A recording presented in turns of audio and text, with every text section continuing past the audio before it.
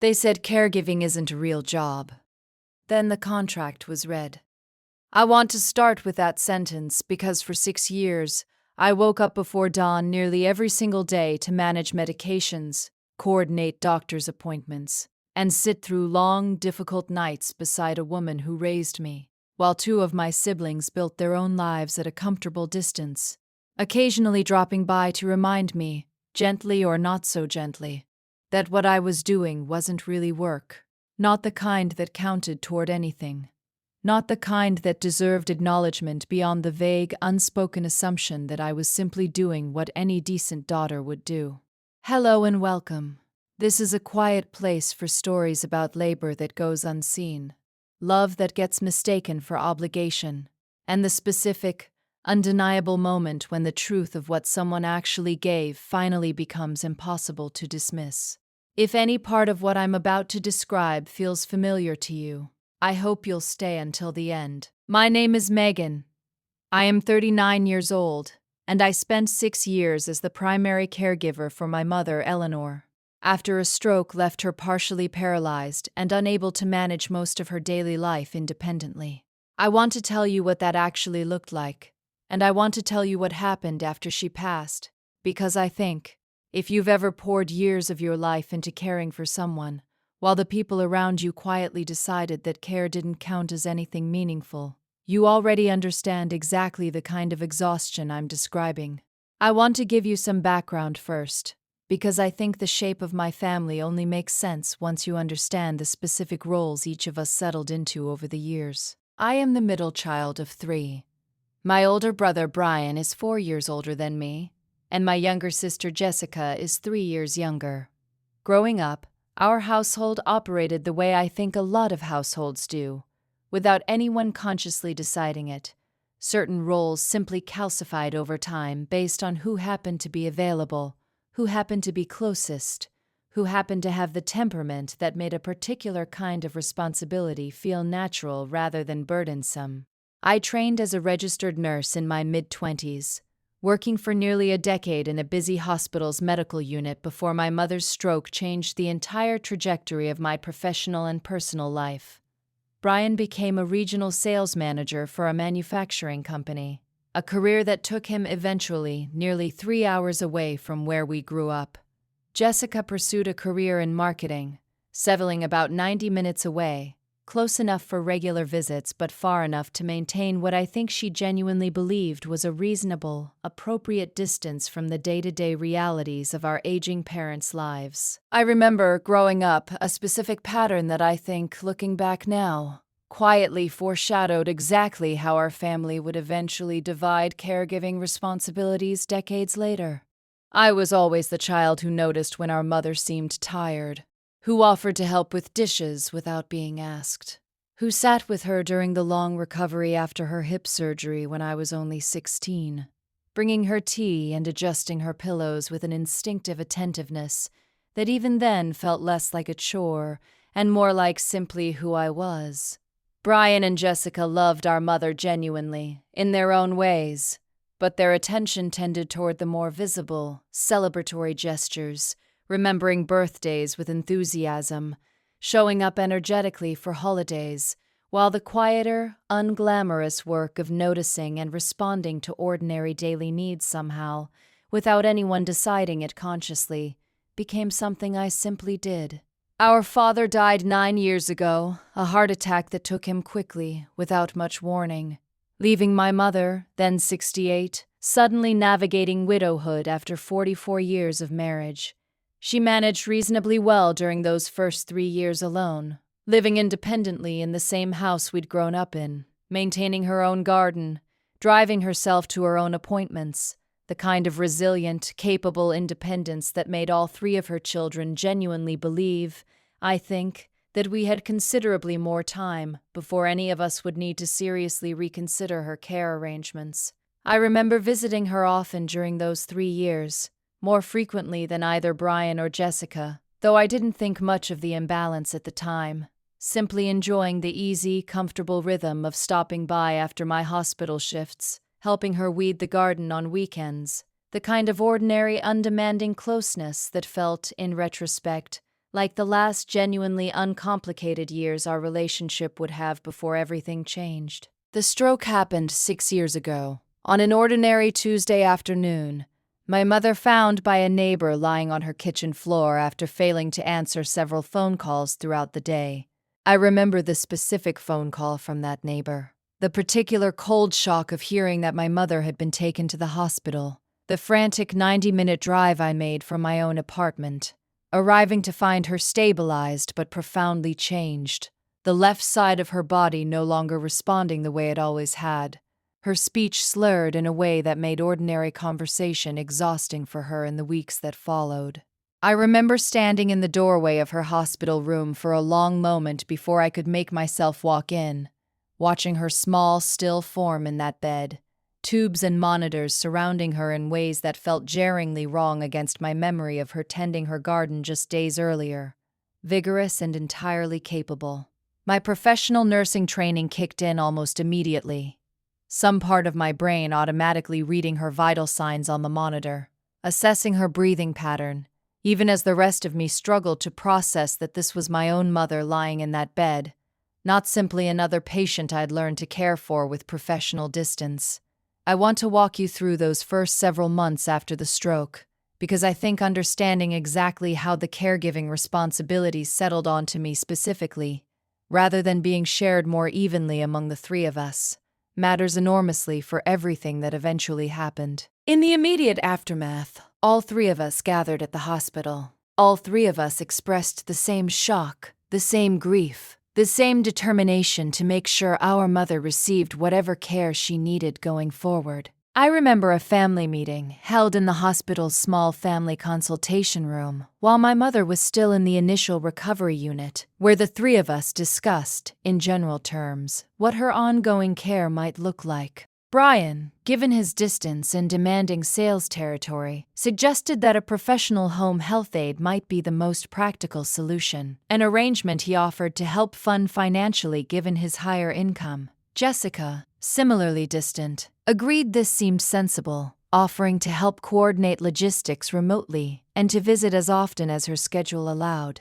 I remember sitting in that small consultation room, listening to both of them construct a plan that would, in practice, keep the actual daily burden of care at a comfortable distance from their own lives. And I remember making the decision, in that exact moment, without fully understanding what I was actually committing myself to, that I would move back into our childhood home and become my mother's primary caregiver myself. I want to be honest about why I made that decision, because I think it matters. It wasn't purely selfless devotion, though I did love my mother deeply and genuinely wanted her to have the best possible care. It was also, I think, a recognition that professional home health aides, however competent, would never provide the specific kind of attentive, informed care that my nursing background allowed me to provide directly, and a recognition, uncomfortable as it was even then, that if I didn't step into this role, the actual quality of my mother's daily life would likely suffer considerably, regardless of how much money Brian was willing to contribute toward professional care.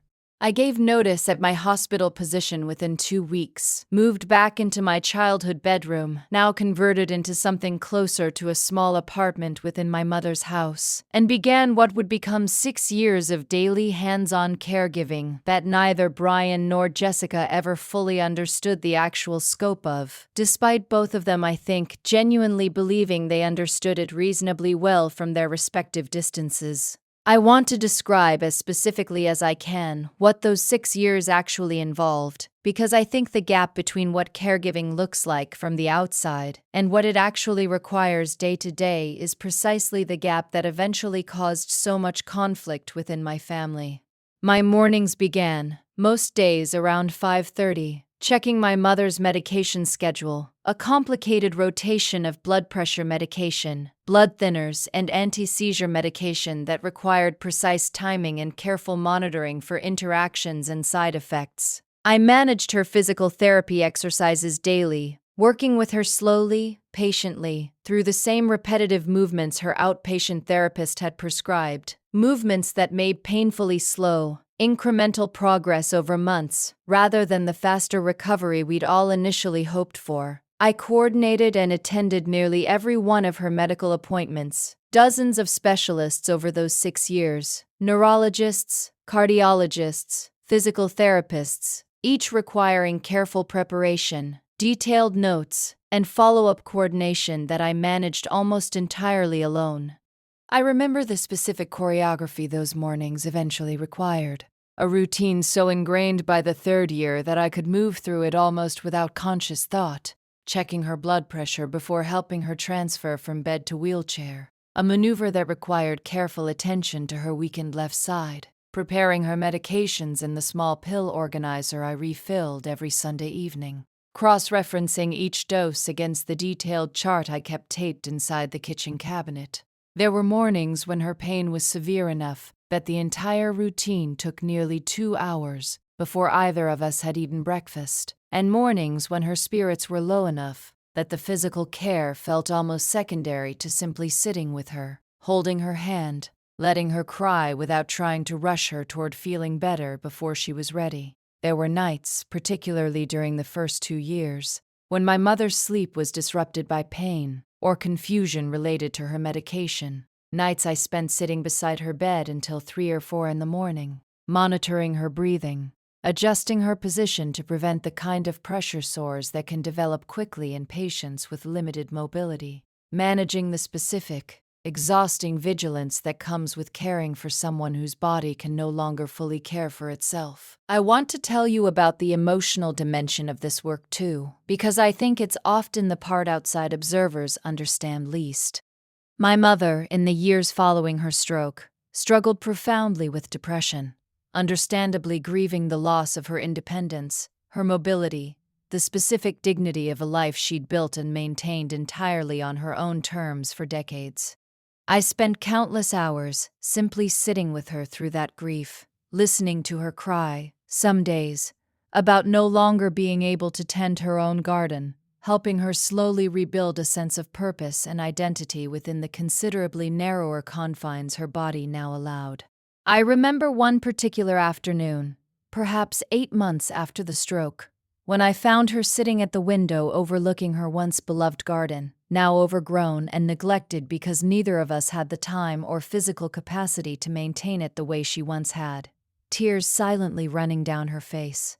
I sat with her for nearly an hour that afternoon, and eventually we started planning together how we might adapt the garden to her current abilities. Raised beds she could reach from her wheelchair, simpler plants that required less demanding maintenance.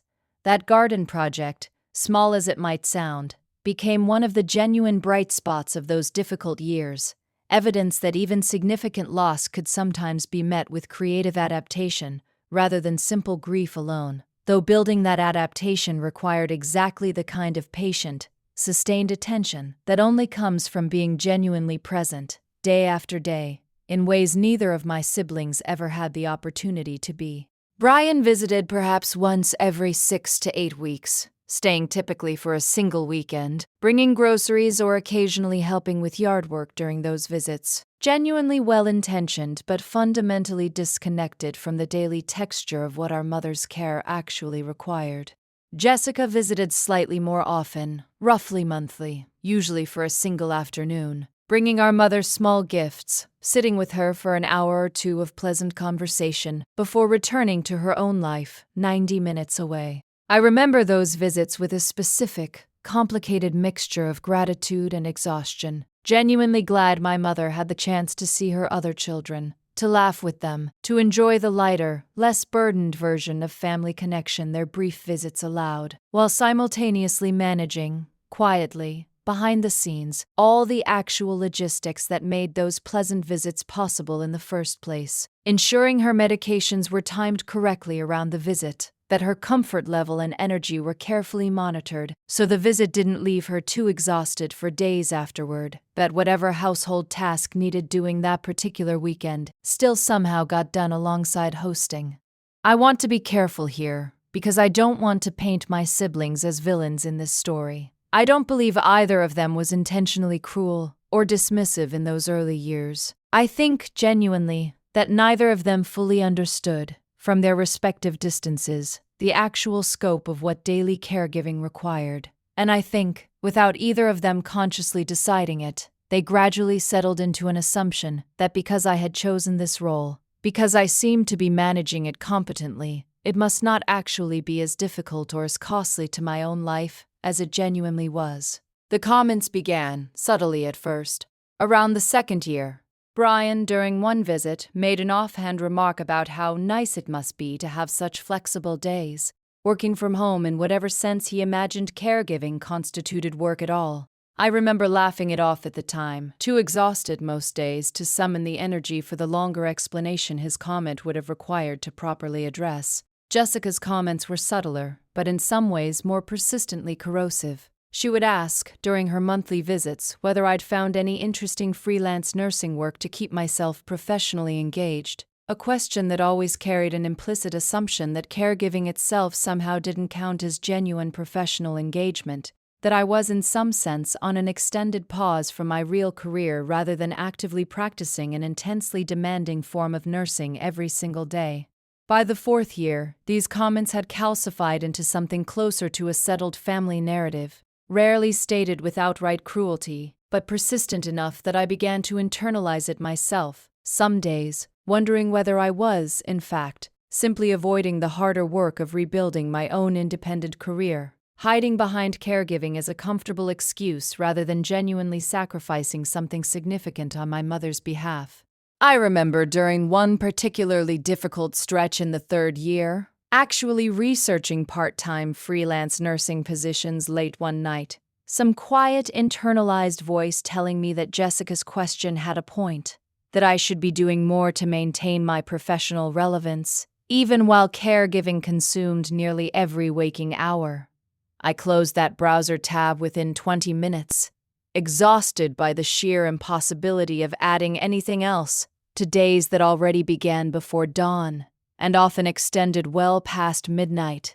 But I remember the specific, corrosive self-doubt that late-night research session represented, evidence of exactly how effectively my family's persistent minimizing had begun seeping into my own understanding of my own worth and effort. I want to tell you about a specific conversation that happened during the fifth year, because I think it represents, more clearly than almost anything else, exactly how far this narrative had drifted from the actual reality of my daily life. Brian and Jessica had come together for a rare joint visit, my mother's birthday, and after she'd gone to bed early, exhausted from the day's celebration, the three of us sat in the living room discussing, in general terms, our mother's ongoing needs. I remember that evening specifically, the birthday cake still sitting half-eaten on the kitchen counter. The three of us settled into the same living room furniture we'd grown up with, a rare moment of the three of us together without our mother present, since she'd gone to bed shortly after the small celebration ended. I remember feeling, in the first few minutes of that conversation, something close to hope, a small private wish that this rare gathering of just the three of us might finally create space for the kind of honest conversation about caregiving responsibilities I'd been too exhausted to initiate myself for years. Brian mentioned, casually, that he'd been thinking about our parents' overall estate planning, suggesting it might be worth revisiting the will our parents had drafted years earlier, before our father's death, which divided their assets equally among the three of us. He said this in the specific practical tone he used for most logistical matters, entirely unaware, it seemed to me, of how the timing and context of that suggestion landed on someone who had spent 5 years managing every single detail of the specific parent he was discussing so abstractly. I asked him directly whether he thought an equal division still made sense, given the specific circumstances of the previous 5 years. He seemed genuinely confused by the question, and told me he didn't see why it wouldn't, that we were all equally her children, and that fairness meant treating us all the same, regardless of geography or individual circumstances. I remember the specific deflating disappointment of that response, watching whatever small hope I'd carried into that conversation quietly collapse. I tried, briefly, to explain some of the actual daily texture of caregiving, the medication schedules, the middle-of-the-night vigils, the years without a genuine vacation or even a full weekend away, And I watched Brian nod along politely, clearly listening but, I think, not actually absorbing the full weight of what I was describing. The way people sometimes listen to a description of a marathon without ever having run one themselves, understanding the words intellectually without truly grasping the physical and emotional reality behind them. I did not argue extensively that night. I was exhausted, and some part of me had already begun to suspect that this particular argument, however clearly I made it, was never going to fully land with either of them. Not because they were bad people, but because the actual texture of 6 years of daily caregiving simply cannot be conveyed adequately through description alone to people who haven't lived inside it themselves. What none of us knew during that conversation was that our mother, quietly, over the preceding several months, had already begun taking steps of her own to address exactly this imbalance, steps she had not yet discussed with any of us.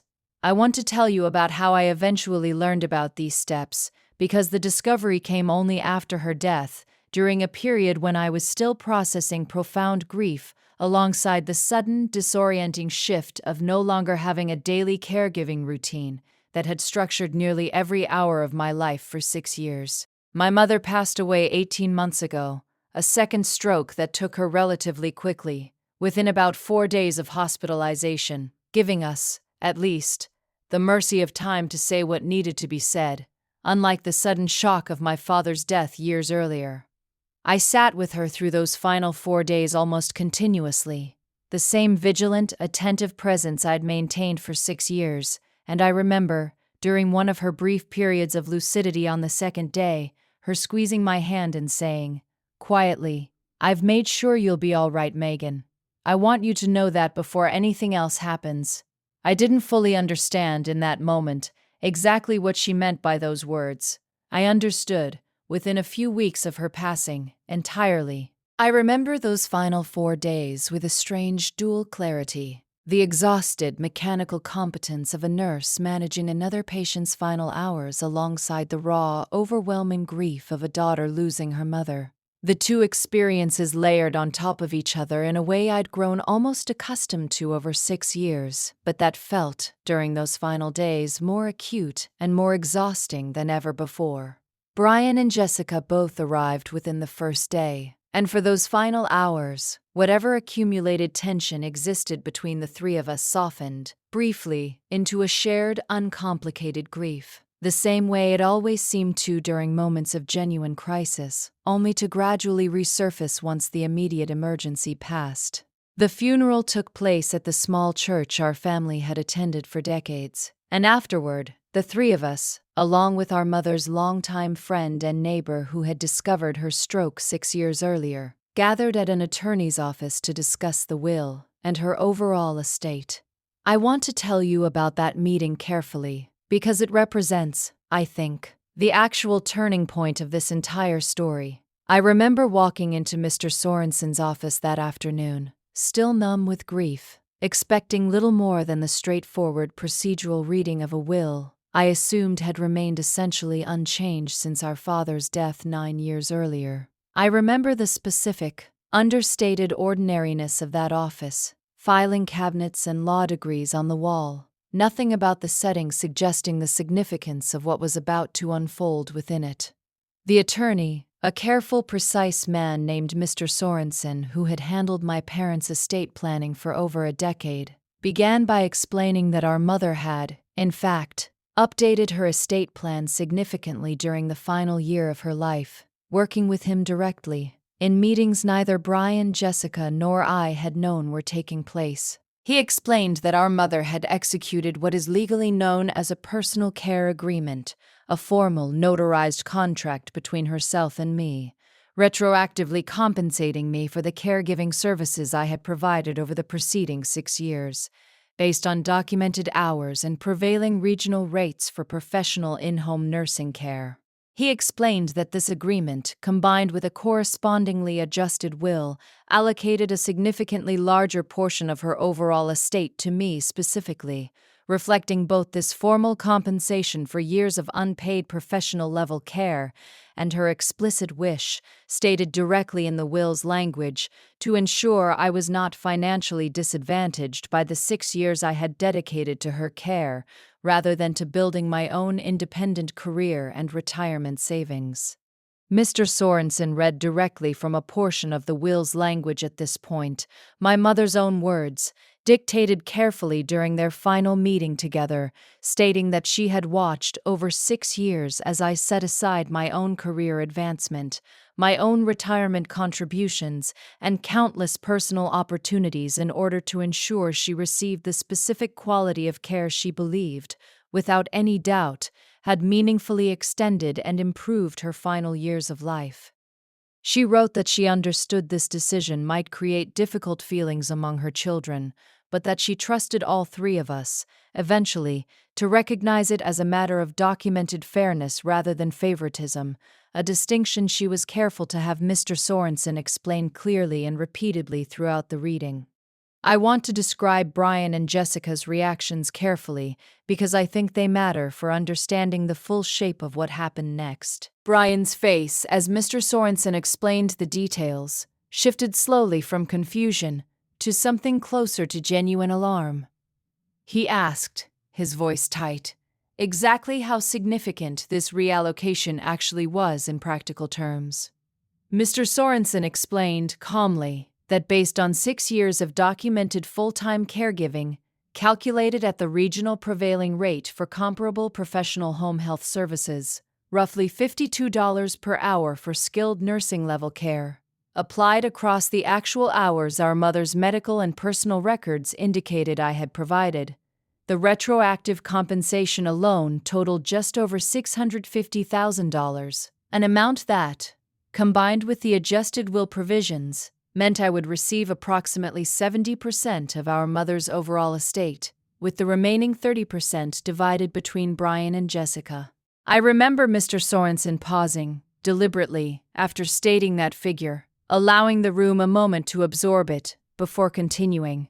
A small kindness I recognized, even in my own numbed state, as the practiced instinct of someone who had likely delivered similarly significant news to grieving families many times before.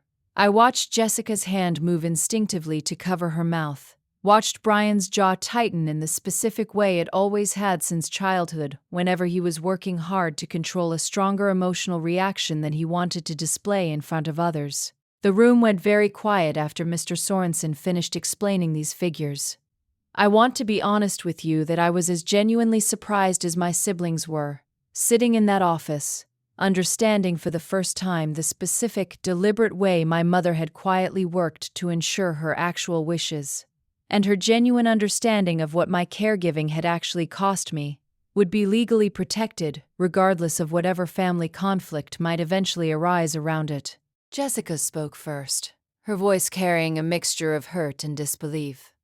She asked whether this meant our mother had, in some sense, valued my contribution more than hers or Brian's simply because of geography, an accusation that stung, even though I understood, watching her process this shock in real time, that it came from genuine grief and confusion rather than deliberate cruelty.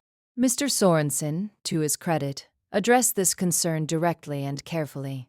He explained that the personal care agreement wasn't structured as an emotional preference at all, but as a formal, legally standard mechanism, specifically designed to compensate a family member for genuine caregiving labor that would otherwise have cost considerably more if purchased from an outside professional service, labor that our mother's own medical records, physical therapy notes, and detailed care logs, which I had, out of professional habit as a nurse, maintained meticulously throughout those 6 years, clearly documented in specific, verifiable detail.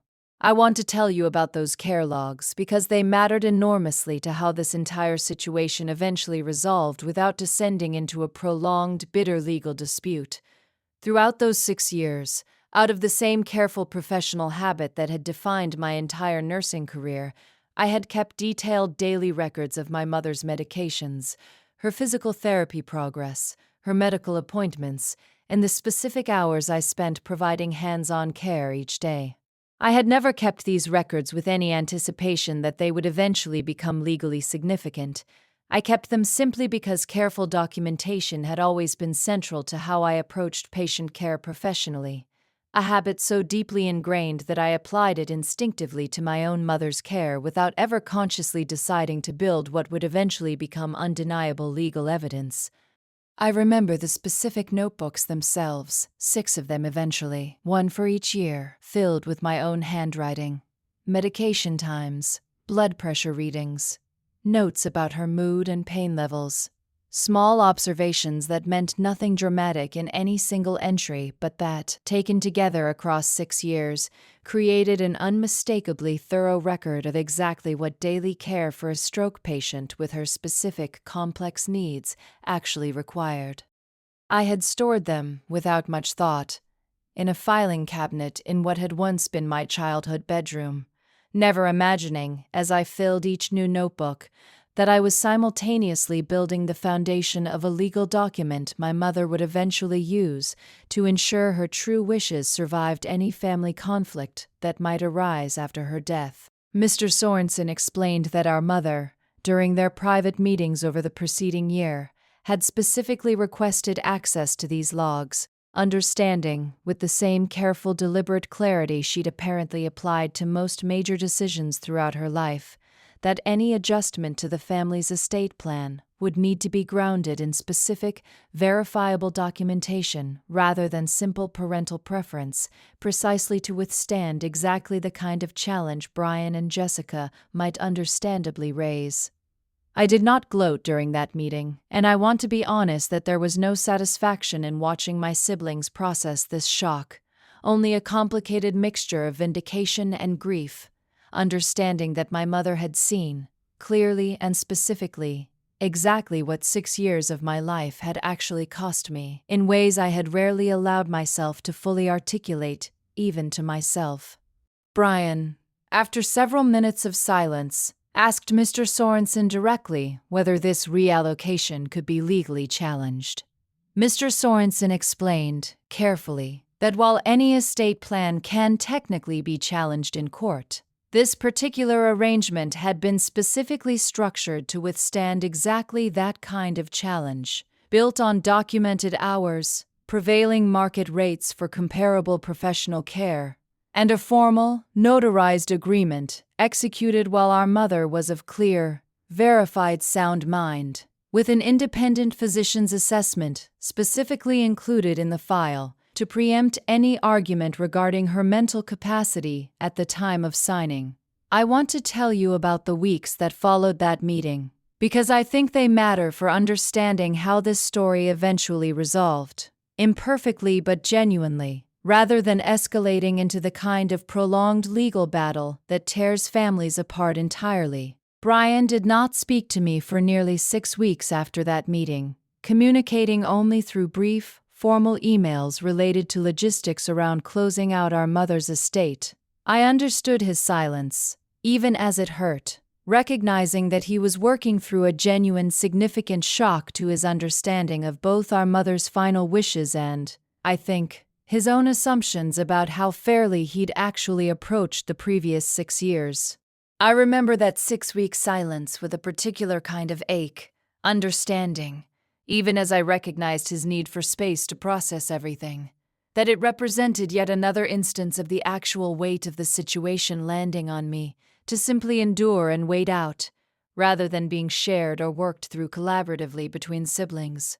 I filled some of that waiting with my own grief counseling, a decision I'd made shortly after the funeral, recognizing that 6 years of caregiving followed immediately by this complicated, layered family conflict deserved more structured emotional support than I could provide for myself alone, however experienced I was, professionally, at supporting others through difficult transitions. Jessica, to her credit, reached out considerably sooner, calling me about 10 days after the reading of the will, her voice carrying a rawness I hadn't heard from her in years.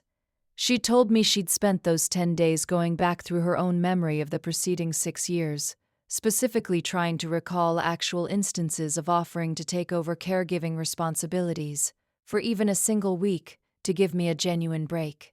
And she said quietly that she couldn't actually find a single instance where she'd made that offer directly, despite having told herself, throughout those years, that she was doing her fair share simply by visiting monthly and offering occasional financial contributions toward professional respite care that, in practice, I had rarely actually had the logistical capacity to arrange given how demanding the daily caregiving itself remained.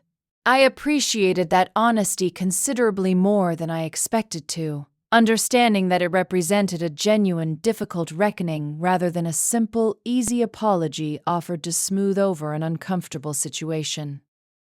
Jessica and I spoke several more times over the following months, conversations that gradually grew easier, less weighted with the specific tension of that initial call, though I noticed and appreciated that she never once suggested I should have shared the inheritance more evenly, understanding, I think, finally, that the reallocation reflected genuine documented labor rather than any kind of unfair parental favoritism. Brian and I eventually spoke again, about 2 months after the initial meeting, a difficult, halting conversation where he acknowledged, slowly and with visible discomfort, that he had genuinely underestimated the actual scope of what I'd provided over those 6 years, having built, without fully realizing it, a mental image of my role that was considerably closer to occasional, manageable assistance than the intensive, near-constant professional-level care my mother's medical records and my own detailed logs actually documented. I remember that conversation taking place over coffee, the same neutral, unremarkable setting so many difficult family conversations seem to require. And I remember Brian, at one point, asking to actually see some of the care logs Mr. Sorensen had referenced, a request that surprised me, given how defensive he'd initially seemed at the reading of the will. I brought him a sample from the 3rd year, several months of detailed daily records, and I watched him read through them slowly, his expression shifting gradually from polite interest to something closer to genuine, uncomfortable recognition as he worked through the sheer granular density of what those months had actually required: medication timing charts, physical therapy progress notes, a log of 3 consecutive sleepless nights during a particularly difficult medication adjustment period. He was quiet for a long time after finishing that reading, and eventually said simply, "I had no idea it looked like this. I'm sorry, Megan. I really am." It wasn't a perfect resolution, and our relationship still carries some of the strain those 6 years created, but it was, I think, the beginning of something considerably more honest than what we'd operated under throughout most of that period. I want to be honest with you about how I feel now, 18 months removed from that meeting in Mr. Sorensen's office. I do not feel simple, uncomplicated triumph, the way you might expect from a story that resolves this clearly in financial terms. I feel instead something considerably more complicated, profound grief for my mother that remains, some days, as sharp as it was in those first weeks after her passing, alongside a genuine, hard-won relief that she saw clearly, and acted deliberately to protect, exactly what 6 years of my life had actually required, in ways I had rarely felt fully seen for while she was still living through those years alongside me. I used part of the inheritance to finally take the kind of extended rest I hadn't allowed myself during those 6 years, 3 months away from any structured obligation, simply allowing my own body and mind to recover from what I understand now, with the clarity of some distance, had been a genuinely exhausting, sustained period of chronic stress. I've since returned to nursing, part-time, in a role that allows me considerably more flexibility than my previous hospital position, and I find myself, some days, bringing a particular kind of attentiveness to my patients that I don't think I fully possessed before those 6 years with my mother, an understanding of caregiving's true weight that no amount of professional training alone could have taught me. I planted a garden at my own new home last spring, modeled loosely on the raised beds my mother and I designed together during that difficult 8th month after her stroke. Small, tangible evidence that even the most difficult seasons of loss can eventually produce something worth tending carefully. I think about her every time I'm out there, hands in the soil, and I think, increasingly, that this is exactly the kind of quiet, unglamorous continuation she would have wanted, evidence that the patient, careful attentiveness she saw so clearly in me during those 6 years didn't end with her passing, but simply found new, smaller places to keep growing. If there is one thing I want you to take from this story, it is this. Caregiving is genuine, skilled, exhausting labor, regardless of how invisible it often remains to people who haven't experienced its actual daily texture themselves. The fact that this labor typically happens within a family home, without a formal paycheck or a recognized job title, does not make it any less real, any less costly to the person providing it, or any less deserving of genuine acknowledgement and, where possible, formal compensation. Here is a second truth I have carried with me since that meeting. Distance often distorts understanding in ways people rarely recognize in themselves. Brian and Jessica weren't cruel people deliberately minimizing my contribution out of malice. They simply lacked the direct, daily proximity that would have made the actual scope of caregiving impossible to underestimate. And I think many families struggle with exactly this same gap. Geography and its distorting effect on genuine understanding. Here is a third truth. Documentation matters, even when you never intend for it to become legally significant. I kept those care logs purely out of professional habit, never once imagining they would eventually become the specific, verifiable foundation that allowed my mother's final wishes to withstand the kind of challenge they might otherwise have faced.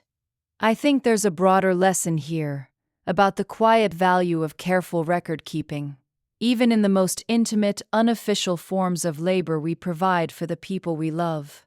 Here is a fourth truth. Vindication does not require public humiliation to feel koan.